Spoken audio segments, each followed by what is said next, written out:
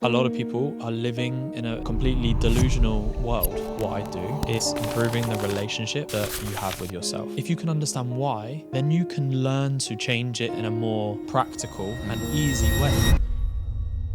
Human behavior drives everything, but there's something a little deeper, which is around your belief system, because that's why we do what we do. Because if you can get to the root of the problem, it helps people in a much more sustainable way. Today, I'm talking to Harry, a mindset coach who works with high-level executives and founders. You need to sacrifice in order to be successful. Says who? Patient with results, impatient with actions. Your internal environment is always going to be the thing that dictates the results you have in your life. Many people that are just chasing their goals, chasing money, chasing status, are running away from who they are. And it comes from insecurity, it comes from lack, it comes from fear. And what happens when you operate from fear and lack is that the universe gives you that back. Harry, for people who don't know you, I could read your bio, but I'd rather let you introduce yourself. Who are you and what do you do? I am a mindset and high performance coach. I'm a 31-year-old man. I'm in Dubai at the moment, and I've had a fairly testing journey so far in life, in business, in all walks of life. Nothing out of the ordinary, but just the general things that we face. That's led me to starting my own businesses. It's led me to moving countries 2 times. It's led me to graduating from uni, biomedical science. It's led me to many different relationships, friendships and all sorts, traveling and lots of things like that. But to come back around to the start, it's really brought me to a place where I'm helping people, founders, leaders, career-driven individuals to explore their own potential and actually realize and reconnect with their own potential. That's not just in business, it's not just in their career, but it's in life and within themselves. And it's really about what I've done with my business and my coaching methodologies is created a framework and a system which brings out the best in them from the internal place of mindset and behavior rather than the kind of external, the strategy and the systems. And it's really from bringing out the best inside of them so that they can succeed externally and also feel at peace with themselves. So that's a little synopsis of my life and experience so far. That's lovely, man. I mean, what made you do what you do now? Because you mentioned that you are working with the executives, the founders, but if we go back down the line, you mentioned that you used to have very less confidence. So what made you do it? I just didn't know my own ability. Like I was such a high performer in all areas of life, but I didn't fulfill my potential at all because I didn't feel as though I had the ability. I didn't feel as though I had the confidence. I didn't feel as though I had the communication skills from when I was really young to even till I was 25. I kind of like to fight back against this phrase of like, you don't have the confidence. For me, in the last couple of years, what I've realized is that everyone has the confidence. Everyone is the same in this respect. You just don't realize your confidence. Some people do, some people don't. Some people are insecure. Some people are more secure and assured of themselves. And that can be manifested and portrayed in many different ways. Like for me, I was insecure and I went into a shell, especially in sports. When I played rugby, I would make a mistake and I would go into a shell.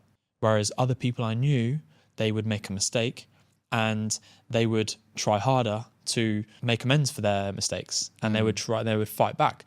So what for me is like, I just didn't realize my own confidence. And I only in the last couple of years have been able to express that and to kind of reconnect with that place of self-assurance and confidence.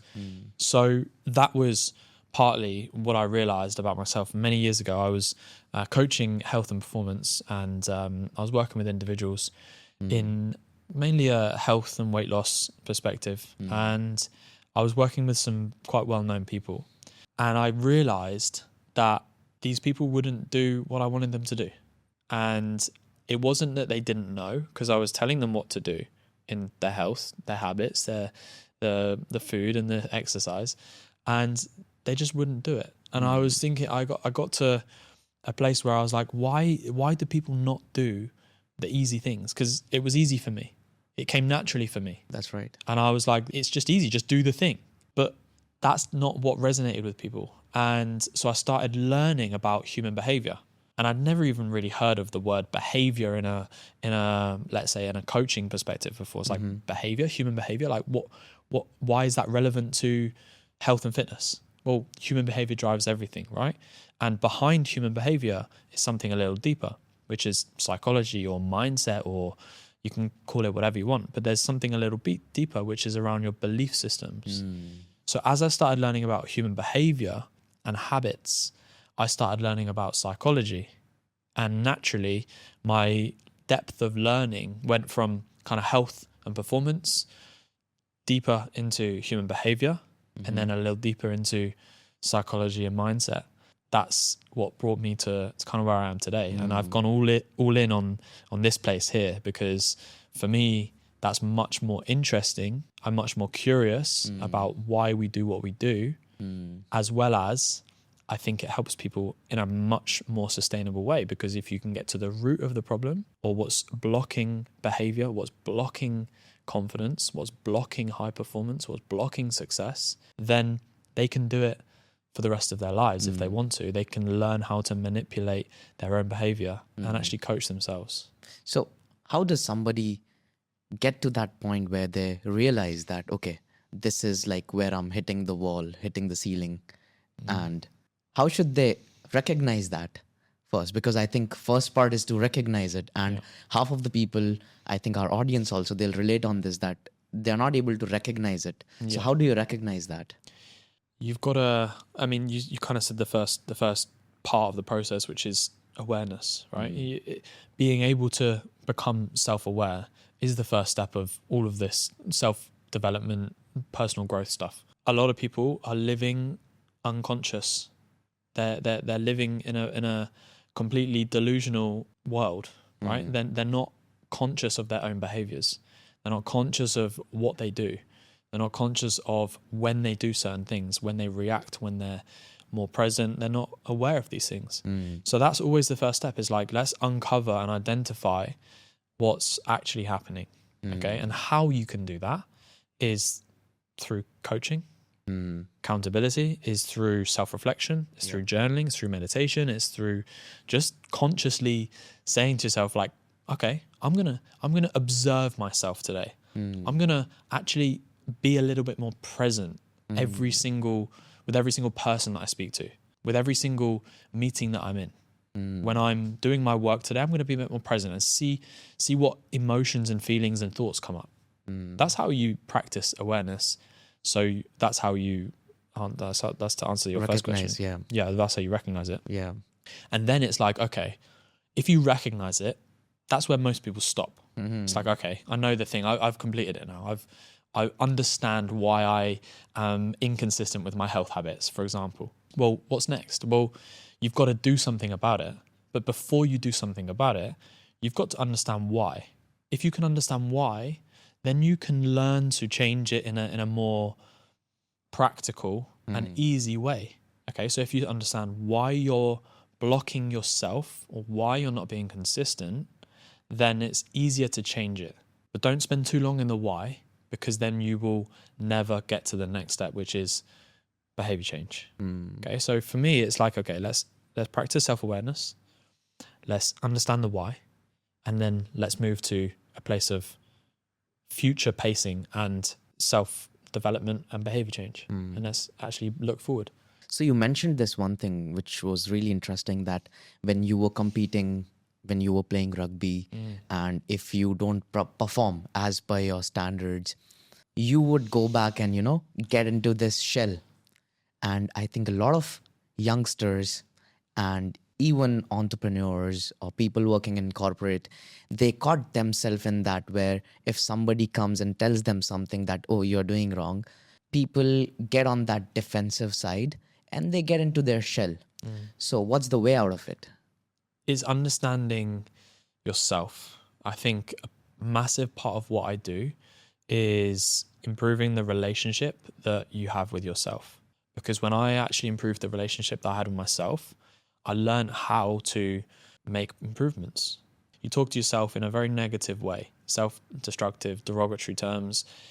That doesn't help most people, right? Yeah, I think you might have seen this also if you follow tennis or any other sport. When people do self-talking, they just start cursing Yeah, themselves. most people do that. And most people don't know that that doesn't change your behavior. It might get you moving initially. It might be a good kind of compulsion as to be like, right, get moving. And then you're going to have to change the approach. And you have to come with a bit more compassion and self-love and acceptance, because to change your behavior sustainably, it's got to come from love and abundance rather than fear, because this negative self-talk comes from insecurity and fear. And that's where all behaviors come from, really, those two places, when you're looking much deeper. So to answer the question and go back to what you asked me about self-confidence, for me, there wasn't a blueprint as to say that this is how I did it, right? It was constantly self-reflecting, constantly observing what I was doing in different circumstances, constantly asking myself deeper questions. And only as I got older and as I did it more and more, I learned that you don't have to be a certain way. You can react in whichever way you want, and no one's going to judge you for that. However, you're going to have to set your own standards at some stage and start to ask yourself the question is like, who do I want to be? How do I want to behave? How do I want to show up? I don't want to be someone who is, in my mind, lacking self-confidence. I want to be this person. Okay, so there's a gap. How can I close that gap? How can I just shorten that gap slightly? I think asking yourself that question of who do I want to be is really, really powerful. Before you even achieve that dream of your life or whatever you want to become, before that, you have to put yourself in that shoe and start aligning your actions, Yeah. what that person would do. Yeah. I imagine when you were playing tennis at a high level, this sort of stuff may or may not have been relevant to you at the time, where you were looking at the best players in the world. You were looking at people maybe in your community that were better than you, or maybe it was globally. And you were thinking, it's like, you're looking at them, it's like, how can I emanate them? But like the next step to that, or the better approach with that, is actually to look at yourself and ask yourself what the better version of yourself looks like. And that's where many people go wrong. They try to emanate other people in their performance and how good they are, and that's great, but then they don't do that with themselves. So creating an ideal in someone else is always going to be flawed, because you're not that person. You're a totally different person. When you were playing, did you kind of visualize the type of player that you wanted to be? Yeah, I mean, I did, but I'm going to be honest that I was very inconsistent with that. I would do it sometime, and then after a point, I'll be like, okay, no, I don't want to do this. I mean, I will be like, okay, it's just the work I'm doing on court or at the gym is what matters. I was not asking myself enough questions like, okay, who do I want to be? And if I'm aiming for that, like, okay, this is where I want to be, how am I going to get there? So I was not asking myself enough questions to get a clarity in my head, and I ended up playing a victim. Like, okay, I didn't get this. I didn't get the right mentors at right time. But I myself didn't ask myself enough or the right questions at that moment. Do you think that impacted you and your performance? Yes, I think so, because half of the time I would feel lost, even though if I'm winning a few matches here and there, I would feel lost. Like, okay, what's next? It's like I'm stuck in a constant loop that, okay, I'm going to the tournament, I'm winning a few, losing, and then getting back to that zero again. I got stagnated after a point. Yeah. Many people do the things that are necessary to get them to the place they want to be. For example, let's say you want to have a more peaceful mentality. You want to have peace of mind, and you want to feel a bit more present with yourself. You do meditation consistently for 2 weeks. You get to the end of the 2 weeks and you're like, I feel a bit more at peace with myself, a bit more calm, and I'm not reacting so much. Amazing. Okay. And what happens is they stop doing the things that got them to that place. So then what happens is they slowly go on this dip. And then they're like, why am I feeling a bit more reactive now? Why am I being a bit more stressed and anxious and angry? And I'm not how I was feeling a few weeks ago. It's like, well, you stopped doing the things. And then they start doing the things again, and then they start feeling better. Sometimes this is really obvious. It's like, okay, well, I was meditating now, and then I felt better. Then I stopped meditating, and now I feel worse. Okay, really obvious, right? Health, same thing. I'm eating good, and I'm in shape. Cool. Stop eating good, and now I'm not in shape. Right, cool. Then you start eating good again. It's this constant cycle. There's less obvious prompts, and there's less obvious approaches that where this like subtly sabotages you, where you don't quite notice. It's not such an obvious correlation and relationship. And those are the ones that really like come back to kind of bite us in the ass, right? They're the ones that sabotage our success and performance because you don't notice the things that got you to where you wanted to be. Maybe at the time when you were playing high level tennis, you didn't realize that actually a part of when you performed at that real high level that you know you're capable of, you'd set your intentions in the morning. You'd done a visualization. Maybe you did a meditation. Maybe you asked yourself a deep reflective question the day before. You don't know, right? And I don't know, but I know that these things do help. Yes. So what people have to do, and myself included, is constantly be analyzing the things that are causing high performance, success, and positive things in their life. How can you be more consistent with those things and not stop them as soon as your life starts to get good or things start to get better? Yeah. Because then you know what's going to happen in 2 weeks' time. There's a coach, a rugby coach, Eddie Jones. He said, when we win, we're going to go back to the drawing board. And when we lose, we're going to go out and party. Okay, why is that? Because what he says is that many people, when they lose, they will go to the drawing board and they will analyze why they lost, right? They got their head in their hands. They're like, why have we lost? Why did we perform so badly? Okay, well, when you win, generally people are celebrating and partying and whatever, or just happy, and then they get on to the next thing. Yeah, they don't really reflect much when they're winning. Exactly, they don't reflect much. And this concept is like, I'm sure he didn't actually go out and party when they lost, but you understand the principle, right? Yeah. If you were to analyze why you won and actually be a bit more grounded and present, why you won, why you got that deal, why you performed so well in that meeting, why you won that tennis match.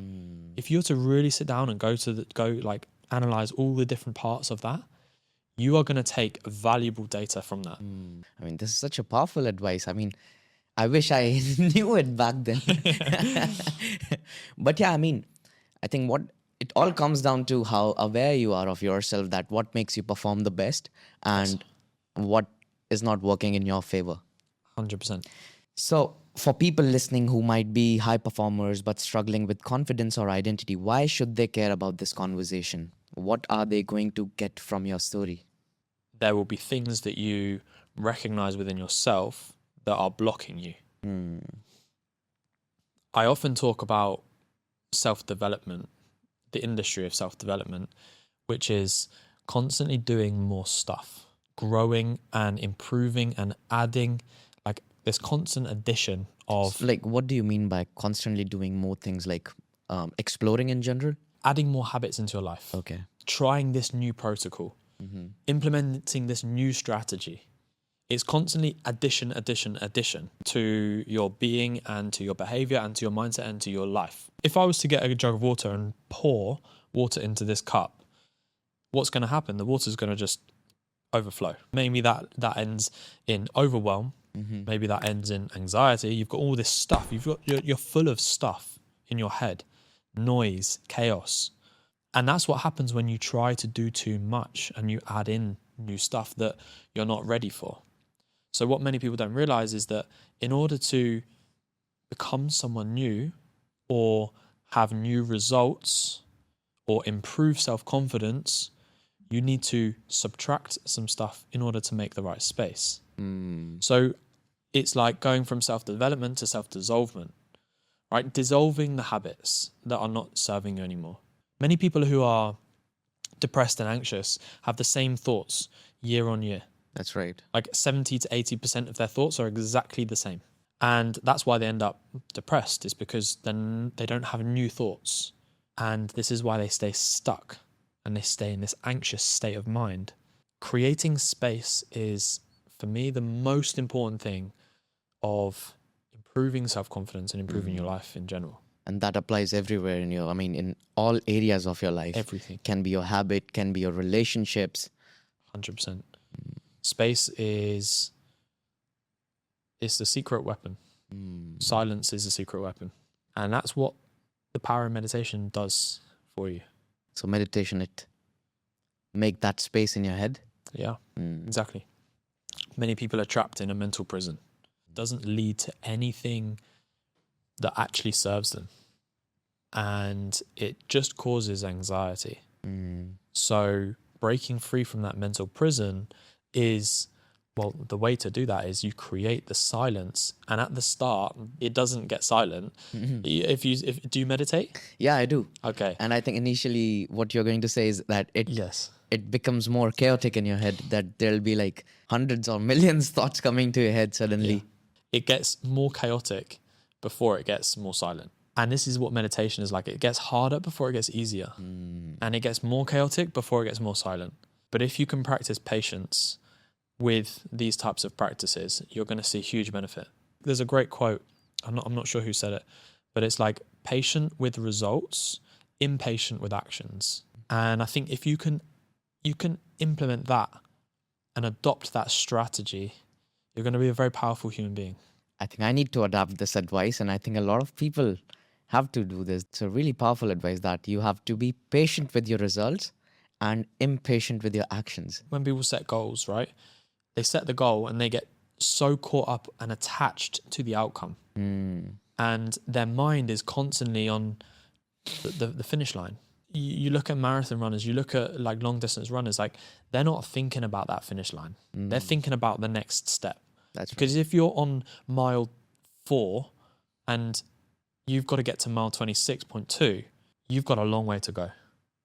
And if your mind is basically focused on the outcome, there's such a big gap. Right. Versus what you've currently done, which is only 4 miles. So you're like, wow, I've done 4 miles and I feel pretty tired and I've got another 22.2 to go. You're not going to be in a good energetic state, right? So what then they're thinking of is let's just do one more step, one more mile. But they're not thinking about the end result. And this is what people get hung up on with any goals that they set in business, in health, in life. Yeah. Is they set the goal, but they don't detach from the outcome. If you can learn to detach from outcomes and let that go, you'll get there. But maybe you can't control when. But detach from the outcomes. And this is the danger of not having, let's say, a coach or an expert who's doing this with you. If you say, who do I want to be? Right? Or what do I want to achieve? Either of the two. I want to be a disciplined, calm, confident individual who exudes confidence in every situation, who is, I don't know, is a good person, has good morals, whatever, right? And then you look at your life now and you're ill-disciplined, you're really unhealthy, you're super anxious in social situations. You are going to look at that as polar opposites. So you're like, how can I get from this to this? And you just don't know how, because you don't have there's no step-by-step plan. There never will be a step-by-step plan. It's really important that you learn to detach from the outcomes. When I was transitioning out of sport, my whole identity was tied to tennis player. And then once that part of my life was done, I was just overwhelmed with, okay, what should I do now? Oh, I can do this. I'm good at this. Oh, I should do that. And firstly, I didn't have the clarity. Later on, when I had the clarity as well, I was not taking action towards it. I was just into my head, because I think I'm a visual learner. And I didn't pencil it down on a paper. And once I did that and I saw, okay, to become this, I need to do these things first that fill in the blank, that gap between me and the person I want to become. So when I penciled it down, that is something which is been helping me. And I think things were not working out for me earlier, but suddenly things are working out. Why? Because I think I'm on that journey to become that person already, which I want to become. So opportunities are coming automatically, whereas it was not coming earlier because I think I was not ready. And the universe also, I think it gives you when you are ready to take that. For sure. The universe or your external world, if people are less spiritual about this, is a direct reflection of your internal. And your internal environment, your mind, your emotions, your thoughts, your feelings, everything in between, will always dictate everything out here. Right? So if you're not aligned internally, you're not going to have the results that you want. In one sentence, that's what I do, is like get people aligned so that they can start to attract and operate on the level that gets them the things that they want in their external world, the successful business, the higher income, the better health, the better relationships, the more happiness, the more fulfillment, etc. I love that piece that you mentioned about the identity as well. It's something that many people struggle with. Yeah. It's like the disconnect of identities. It's not all about what you do. It's more about, this is what manifestation is. It's more about your being, who you are being on a daily basis. I often say we're human beings, not human doings. What do you mean by that? Human beings and not human doings is like, well, many people just are relentless action takers, which is important. Don't get me wrong. I'm one of those people as well, but they neglect the being part. And that is what we are intuitively and inherently is a being. We are spiritual beings. We're energy. That's right. Always doing and moving forward is taking us away from present moments. It's taking us away from who we are. So we have to be careful of always chasing the next thing, chasing those goals, putting in the work and running away from stuff. There's a disconnect, right, between who they are and what they want. And many people that are just chasing their goals, chasing money, chasing status even, are running away from who they are. And it comes from insecurity, it comes from lack, it comes from fear. And what happens when you operate from fear and lack is that the universe gives you that back. The world and the universe is a mirror. If you're this person operating from lack and fear, what's going to happen? You're going to see it on an external level. Many of my clients have been extremely successful, millions in the bank, sold businesses, to then lose it all. They were probably operating from that place of lack and fear and desperation. So they got the success, but they couldn't keep it because they didn't change their internal environment. They convinced themselves that having that business that was sold wasn't enough. So they had to do it again. And what happened is they lost everything. Right. So this is the place of internal alignment and making sure you're making decisions from clarity and peace and love. So coming to that, you have this concept called identity ceiling, that you can't outperform who you believe you are. Yes. When did you first realize you were trapped by your own self-image? When I started my business, I was 23. As I said, it was mainly in health and performance, right? But I always knew that I was, I don't want to say destined for more. It's a little bit cringy. It's a bit like cliche. But I knew I wanted more. I wanted to not just be a coach, but speak on big stages, to have an amazing business with employees and people working with me and creating just massive impact in the world and society. And I knew I know I can't just do that coaching an individual. And for whatever reason, maybe that comes from insecurity. I think there's a part of it that does, of course. But I also think it comes from a positive place of impact. I want to have impact and I want to contribute. What I realized is going from being coach to, let's say, speaker, because when I was 25, I did my first public talk. Before that, my biggest fear was public speaking. My heart was pounding. My hands went clammy. I was bright red. I was sweating. I forgot my words. I didn't have a clue what I was doing. And I'd prepared so much. Yeah. I was just in this state of anxiety and fear. Awful, like horrendous. I said after that, I'm never doing that again. That was when I was 19. So when I was 24 and I said to myself, I'm happy with what I'm creating in my business, but I know I want more. What does that look like? It looks like not just being a one-to-one coach. It looks like also doing podcasts. It looks like also doing talks. It looks like also doing bigger things, events and things like that. Well, if I want to do that, there's this big thing in the way.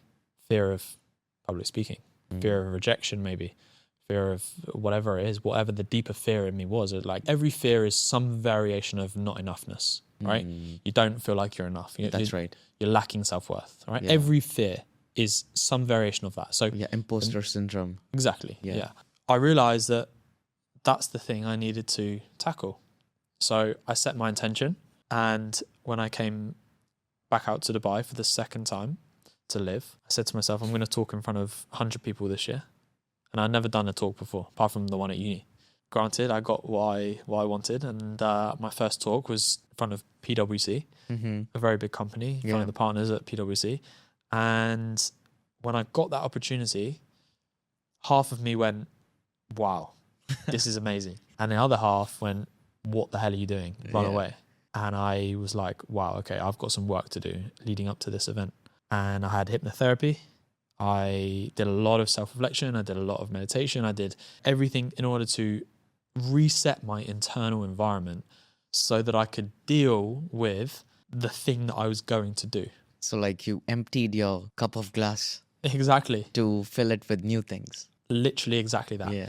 So to go back to the question of when did I notice my identity ceiling, this is when I noticed it. I was like, wow, okay, the thing that I want is here, but I'm not that person. I've always said to myself, I'm not a confident person. And this was just the story that I'd bought into from when I was young. I had to break free of that story. I realized that was my ceiling. My ceiling was that, yeah, I can be a good coach, but I can't do talks. I can't speak in front of people and actually move an audience. I don't have that ability. I don't have that confidence. I don't have that communication style. That was my ceiling. That was the story. And most people are living in stories of limitation or liberation.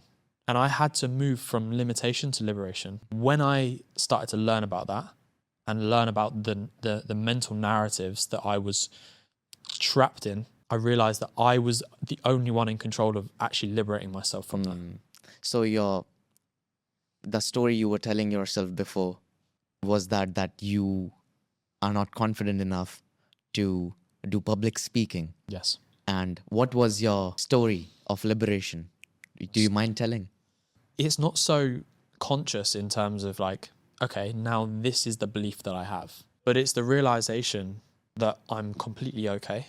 It's the realization that actually, no, I do have the ability. What, like, who says that I don't? What, the people that used to know me 20 years ago, 15 years ago? Because all that's happening is really you're operating from your younger self. When you have, let's say, trauma, and there's a book that's called, I think it's called Big and Little Traumas, but essentially this is the type of thing that is a little trauma in your life. That's not literally the scale. It's just like constant small traumas that when people tell you you're shy and you're quiet, that's what I was told as a kid. Yeah. That was a little trauma that was told to me in many different areas of my life. Yeah, Right. I think the society, they program us in a way that they just label us with these things. Yes. That, oh, yeah, this guy's shy. Oh, this guy's way too naughty. Yes. For me, it was a realization like you're not that person. So it's not like, okay, you have this new sentence that you say to yourself or a new affirmation, but it's the realization that actually your worth is not tied to what you do. Your worth is inherent. Everyone is born with the same level of self-worth. And you learn that you're not enough. You learn through people, through experiences, through trauma, through society, that you have to prove yourself. And this is what many of the high performers or high achievers are experiencing when they come on and work with me, is like they've got the success, but they have to prove themselves to themselves or to other people. Yeah, I think that's what everybody keeps getting caught up in. After achieving one summit to the next, they are just in this constant struggle of, proving enough to maybe themselves or someone who told them that you're not enough. Did you experience that when you were playing tennis? Yes. Yeah. Yes. I mean, later on, I discovered that this is a negative emotion.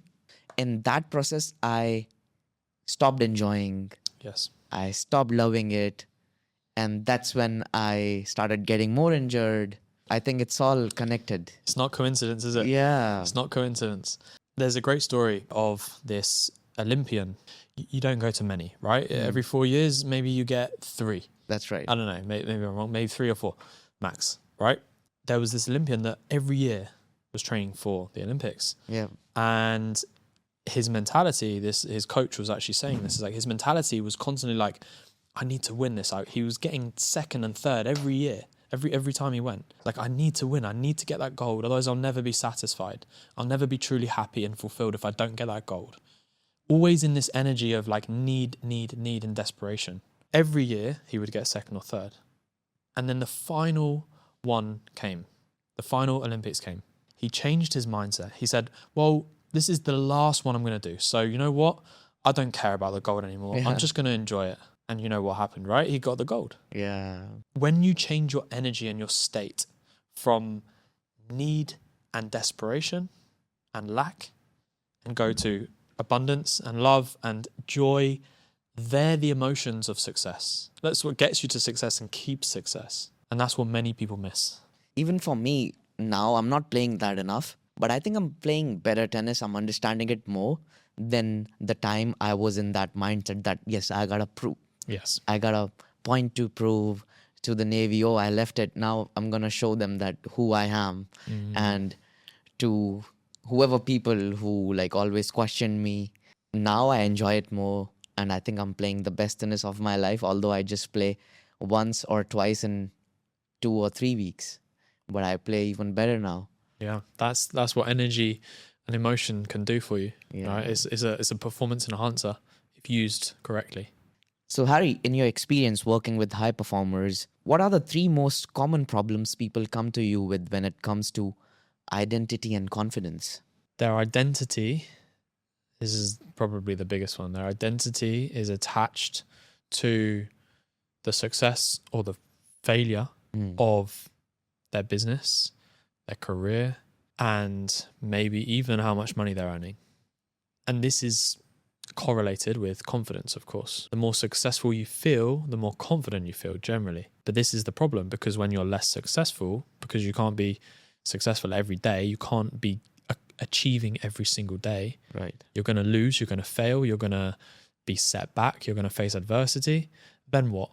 Your confidence or your identity is taken with that. And this is what many of the people who come to me are experiencing, not so much on a conscious level. They don't really know what it is, but I know what it is because of experience. I know I've spoken to thousands of people that have actually are living this reality. When my business does well, I'm on it. I'm consistent. I'm even consistent with my healthy habits and my relationship. I'm super happy in every area of my life. And then when it does badly or when something happens, everything goes. You're not able to compartmentalize the things that are happening in the business with things that are happening at home. Many people don't know how to detach. My own experience with this has been pretty intense as well. When you sign up clients, when you have a really good period of business, you feel on top of the world. Then when you have not such a good time, you're doubting everything and you stop believing in yourself and you start procrastinating and you start changing your mind. You start thinking of new ideas and get distracted by everything. What I learned was to not let the highs take you so high. At the same time, what that helped me do was not let the lows take me so low. So what I managed to do was basically create this graph that looked less like this, and then like this, and then like this, like constantly up and down. And it looked a little bit more like a wave. It's not about being completely flatline. That's not what life's about. Life's about experiencing the highs and lows of emotion and joy and sadness and everything in between. That's right. I believe that's what we're here to do, is experience life like through emotion. I don't think it's conducive to a fulfilled life to just be monotone and just be neutral. You're never going to feel love. You're never going to feel passion. But it's about creating a wave, I believe. Right? This is completely my own personal perspective on. But it makes sense, because if you're like always on the high, if you're not coming down, that will become normal for you. Then you're never going to feel happy after a point. And I think another, let's say number 2, in terms of identity and self-confidence, is that they don't see themselves, and like their self-concept isn't aligned with someone who can be successful and be happy at the same time. Or for some people, it's be successful and be healthy at the same time. Be successful and have a really good intimate relationship with their partner at the same time. They have this disbelief that you can only do one. And this is why there's this phrase that I completely disregard. And I think it's just absolute nonsense, which is like, you need to sacrifice in order to be successful. Yeah, that's what I keep hearing the whole time. I don't disagree that there is going to be things that are sacrificed, but I do believe that you choose those sacrifices. If I set my intentions and my goals and my vision to build the business to X revenue per year, and another goal is have a really good, positive, happy relationship with my girlfriend, and be the healthiest and fittest version of myself that I can possibly be, and X, Y, and Z other goals. Yeah. I will do that, but it might be very difficult, right? It might take a lot of time. It might take coaches in each area, which I do have. It might take the right support systems, the right accountability. You might not get to Elon Musk level of success in your business. You might not get to Jeff Bezos level of success in your business, because there's a certain level and ceiling as to which you might be capped if you're not 100% focused on one area of your life. Because someone who is doing all of these things as well and the business, but you could argue that the person who's doesn't care about relationships, doesn't care about his health, is just all in on business and 24 hours a day he's just focusing on business, is probably going to be more successful. May lose it because whatever, he may die prematurely, but he might be more successful. But success for me is not how big your business is, right? Success for me is this and this. Many people don't believe they can have both. You get to choose your sacrifices. If I say, right, I live in Dubai, my family lives in the UK and Portugal. If I say I want to build my business, I want to have good health, relationships, happiness, etc., there's one thing that I'm willing to sacrifice right now, which is lots of time with my family. It's not quality time, because I spend really good quality time with my family 2 times a year maybe, but it's lots of time. Okay, that's the thing I'm sacrificing, because in order for me to build my business, do the other things, I can't have that. I choose my sacrifice. That's right. I choose the path that I want to take. Because when people say you can't have success without sacrifice, it's like, it makes people like, oh, well, I don't want it then.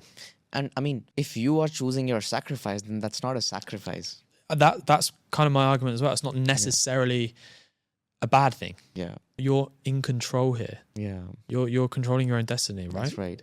And I think what aligns here, this theory, you might have heard about it as well, the 4-burner theory. 4 burners are the relationship, career, finance, and one more. I'm not able to recall it. But if you focus on 2, you won't be able to focus on the other 2. Okay. Like if you're focused on your career and finances or your health, then you won't be able to focus on your relationship or friendships that way. I mean, I've heard some variation of it, right? Yeah. My perspective is that, says who? These frameworks and concepts are amazing because it gives people, it helps people identify with that. Right. So that example you just said there, right? You can only focus on 2 areas of your life. Cool. Well, someone who has not fulfilled their potential in these 2 areas, maybe it's finances and fitness, but is very successful in their career and very successful in relationships, they might be like, yeah, that's true, 100%. Because they identify with that. That's right. But someone like myself who believes they're successful in all 4, not of course I've made it by any means of the imagination, but I believe that I have a good balance across the board. I don't believe that. I don't identify with that. I don't resonate with that. And I don't want to because it doesn't serve me. Success for me is all 4. All 4, yeah. Maybe that means I'm not going to be the fittest, strongest guy in the gym, but that's not what success is for me. Yeah. What is success to you? And if you know what that is, none of these concepts matter, because you're going to create the environment and you're going to create the systems that help you be who you want to be. That's right. Yeah, and success can be different to everybody. For sure. Yeah. It is. So for someone like you and for me as well, it's like all 4. Not to be the best in one, but it's like a complete effort of like combining all four is Yeah. happiness to me, or success to me. And I imagine when you're a tennis player, when you're a professional tennis player, maybe that wasn't your perspective. Maybe it was tennis is success. If I'm number one in tennis, that's success. That's it. Success for me when I was at uni was fitness and passing my exams. Right, I was obsessed with the gym. That's when I first really started taking the gym seriously. So your success changes. Yeah. So let's talk about your victim to creator framework. You mentioned 3 principles: faith, responsibility, and vision. Can you break this down in simple terms? Many people are stuck in victim mode. It's a concept that probably most people have heard of, the victim mentality. They're reactive to circumstances. These people are a victim to the things that are happening outside of them. When I lost my mum 5 years ago, I had a very obvious and clear choice as to be a victim to that situation and use it as a crutch and an excuse to be mediocre. Or for me, there was only one other choice. Maybe for someone else, there's a million other choices. But for me, there was 2 clear choices. That one, the mediocrity, and use it as a crutch, or to use it to my advantage. For someone else, that it's not to use it, it's to just maybe accept it. But for me, I was like, no, I'm going to use this. I'm going to talk about it. I'm going to help other people through it. I'm going to learn about myself as a result of this happening. This is kind of the victim versus the creator. Okay, so moving through those channels, and it is a continuum. Everything in life is a continuum, right? You have poles, like the universal law of polarity. So positive, let's say on the right, negative on the left. Where does it go from positive to negative? That it doesn't. Like there's no like, right now this is now negative. It's not like that. It doesn't work like that. It's a continuum. It's just, if this is positive, this is less positive. And negative here is just less positive. Less positive. And same here, if this is negative, all the way over to here is just less negative. That is essentially what the law of polarity suggests. Yeah. And the way that helped me was I didn't need to think completely different. Many people get overwhelmed with like, I'm in a victim mentality. I need to be a creator. What you first need to understand is that you don't need to be a creator yet. You need to go from victim level 1 to victim level 2. Yeah. Or let's say victim level 10 to victim level 9. Then you need to go to level 8 and level 7, 6, 5, 4, 3. So how does it look like in a real life? So for example, myself, I left tennis, and for 3-4 years I was in complete denial, and I was playing victim that, this is what I wanted to do.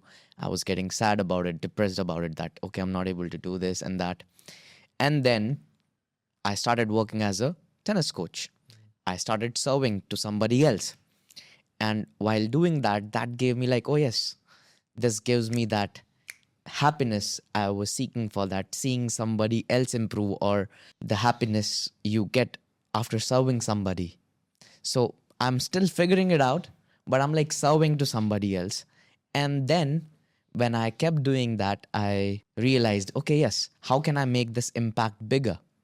And that's when the idea of podcasting came in. Does this align with what you just said? For sure. What you've described there is your purpose. Essentially, like you're one of the, let's say, I don't like to say the word lucky, but you're one of the fortunate people who have recognized that they have a deeper purpose. And that was manifested in tennis. Now, at the moment, it's manifested in podcasting. Yeah. Maybe next year it's going to be manifested in something else. Cool. That's right. But it's essentially helping people, right? This is something that I recognized when I was going through this experience. I had a purpose, or I could create my own purpose. I could realize my own purpose. It's not about finding it. It's just about like building it, developing it, realizing it. The purpose, similarly to yours, was helping other people through these situations, as well as performing at their best and reaching their highest potential, understanding their mind, understanding their behavior.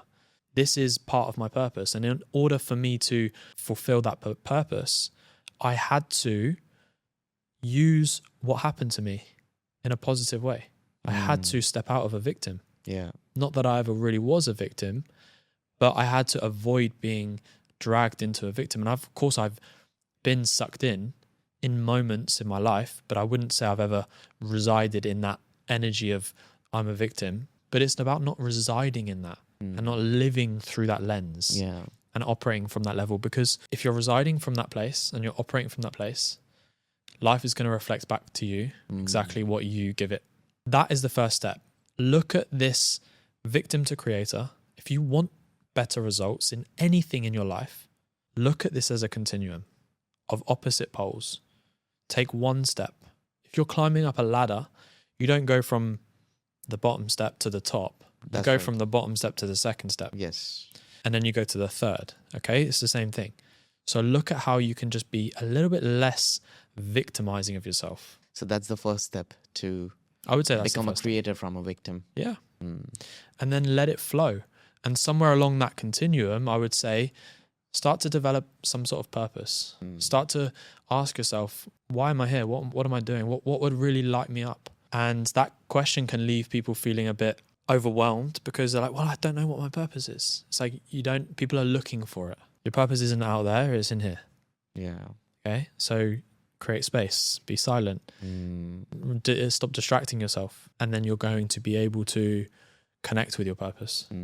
So what do most people get wrong about confidence and identity? Think that confidence is something you build.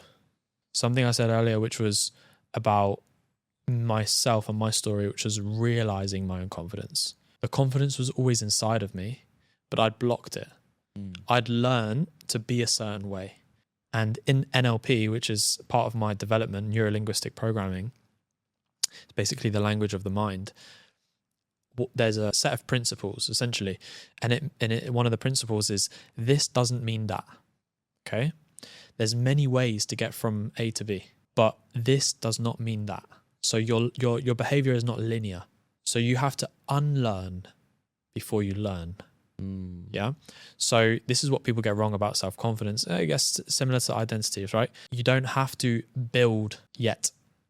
You're going to have to put in the practices. And obviously, if you're anxious in social environments, put yourself in more social environments at some stage, not straight away, because then probably it's going to have an adverse effect. You're going to run away and be like, that was horrible. I never want to do it again. Yeah, you'll just get back into the shell. Exactly. Yeah. I had 2 fears. Number 1 was public speaking. Number 2 was spiders. I was petrified of spiders. And I overcame my fear in 15 minutes. And there's a picture and a video of me holding a tarantula and letting it crawl all the way up my arm. And I did that in my NLP mentorship. My mentor hypnotized me. He hypnotized me on the spot. Oh my God. And he basically accessed the parts of my mind that were fear-driven and telling myself the story. He basically broke the story. He changed the story in my mind. That's all he did. And this is what coaching does. Helps you change the stories that you're living through. My fear of public speaking, after that moment, I was more confident on stage. Not like the finished article. I still am not. I broke free from the pattern. That's the most important thing. I think that when you can unlearn the ways that you've been conditioned to show up, then you can learn new approaches. So how do you, what's the first step to unlearn? Because I think it's hard. If you say it's hard, it's going to be hard, of course. That's the first step. You change how you talk to yourself. This is what self-talk is all about, right? People, if I was to say, yeah, it's really hard, your natural reaction is that, okay, maybe it's too much effort for me. Yeah. There's helpful mindsets and then there's truthisms. It's not always productive to rely on the truths. Sometimes it's more productive to focus on what's helpful, but not necessarily true. And that story they don't realize is protecting them from achieving greatness, because on the path to achieving greatness or their potential, there are failures, there's adversity, there's difficulty, there's challenge, there's discomfort. That story that they took from social media or whatever it was has blocked them and they don't realize it. The unconscious level has sabotaged them. Yeah, I was listening to one of the podcasts. I'm not able to recall the name of the sports psychologist. They mentioned that the difference between the champions, the top athletes, and the other ones is the story they tell themselves is the story they tell themselves after a loss or after a winning moment. It all lies in the narrative you're telling yourself. It all starts with the story, the self-concept. You have shared 7 mental habits that transformed your confidence. What's one thing you wish everyone knew about building authentic confidence? That principle that I mentioned is number one. Unlearn before you learn. Something else that's been really useful for me is when you separate the word confidence, there's 2 words, confide, ence, right? Confide means to trust in yourself, right? So confidence means to trust in yourself. There are many words that we use day to day that actually come from Latin roots. And when you start to actually dissect some of these meanings of words, they resonate with you on a different level. And when I learned the actual meaning of this word, which was to confide in yourself, like if I always thought that confidence was about being the most assertive, being the most dominant, being not necessarily the loudest, but being able to speak when you want, right? I didn't realize that confidence really is just, do I trust myself enough to do this thing and remember that I'm going to be okay? Whether I fail, whether I mess up, whether I say something stupid, it doesn't matter. Like it literally does not matter. Like who cares? Yeah. You care. That's the only person who cares. So when I learned to confide in myself, to trust myself in all situations, that's when I started being more present and relaxed and more calm and confident in conversations like this. Yeah. No matter what you're pursuing or trying to achieve in your life, I think this is the kind of mindset you have to be into, where you firstly believe and trust in yourself and be okay with whatever comes next. That's what's gonna put you in that spot where you actually enjoy the process rather than being petrified or be tensed or anxious about the result. Yeah, absolutely. Yeah. While going through your Instagram page, I saw this one thing which you mentioned about journaling. Like there should be an intention of journaling and why you're doing it. Because I myself caught myself there where I was overwhelmed. Like everyone is saying that you should journal. And I'm journaling, just reflecting on the day. I'm just writing, okay, this is what, when I woke up, I did this at that time. And I think a lot of audience who are watching us gonna relate to that they feel confused and overwhelmed that what to write. So what tip you gonna give to them? Ask yourself why you're doing it. If you don't know why you're journaling, don't do it. If you don't know why you're going to the gym, don't do it. If you don't know why you're trying to meditate, don't do it.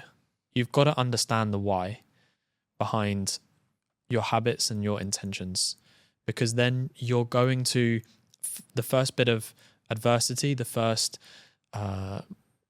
barrier that comes up, you're going to stop doing it. That's not to say that you need to be super clear on the exact purpose of what this thing is going to do for you, but you just need to know what you want out of it. You want to journal? Why?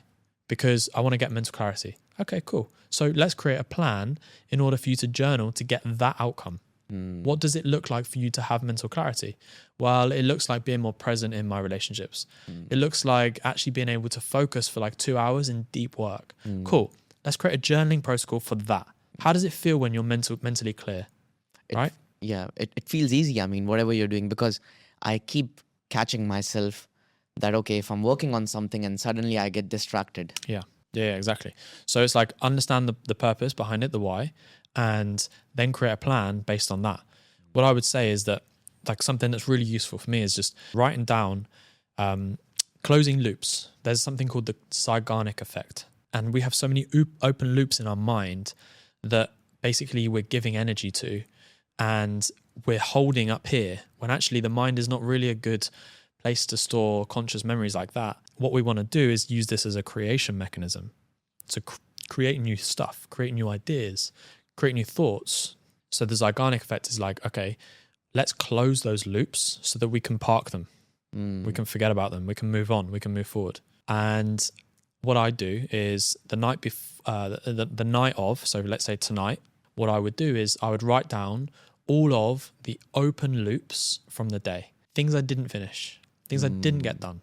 So then I'm putting them, at least I'm closing the loop in a certain way. Yeah. I'm putting them down so then I can move on. Then I go through all of the loops that I did close, everything that I did do, every little thing that I completed, that I ticked off. And then I go into, who do I want to be tomorrow? Who's the person that I want to be tomorrow? Do I want to be disciplined? Do I want to be energetic? Do I want to be joyful? Do I want to be present? Of course, I want all of those things, but let's have one focus. Yeah.